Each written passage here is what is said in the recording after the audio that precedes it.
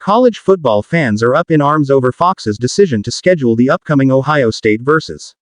Penn State game for its big noon Saturday broadcast on November 2, 2024. The highly anticipated matchup, featuring two top-4 teams, was expected to be played in primetime, ideally under the lights in a whiteout at Penn State's Beaver Stadium, one of the most electric atmospheres in college football.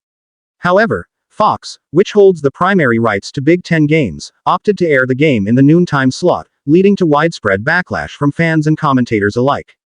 The controversy stems from Fox's big noon kickoff strategy, which has become the network's signature time slot for high-profile games.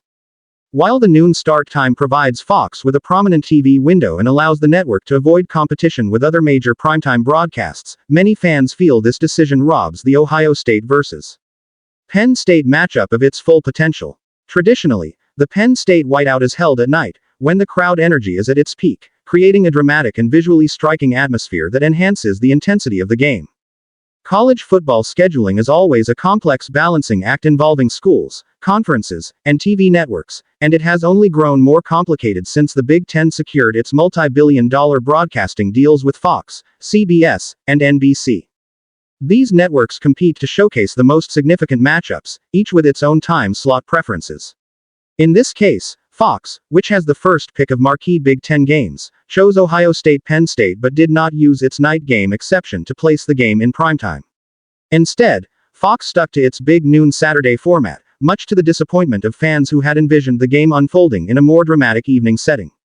Penn State's whiteout games, where nearly all 110,000 fans in Beaver Stadium wear white, are iconic in college football, known for creating one of the loudest and most intimidating environments in the sport. These games are typically scheduled at night to take advantage of the heightened energy and intensity under the stadium lights. Fans and analysts argue that a noon kickoff undermines the atmosphere and reduces the game's impact on a national stage. Social media erupted in frustration once the scheduling decision was announced.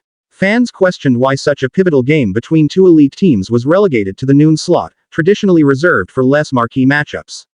Many pointed out that night games tend to bring out the best in the sport, offering a more thrilling viewing experience that showcases college football's unique pageantry. For Penn State fans, the noon kickoff is particularly frustrating because it means their beloved whiteout won't be displayed in its full glory. The Nittany Lions were expected to pull out all the stops for what could be a season-defining game.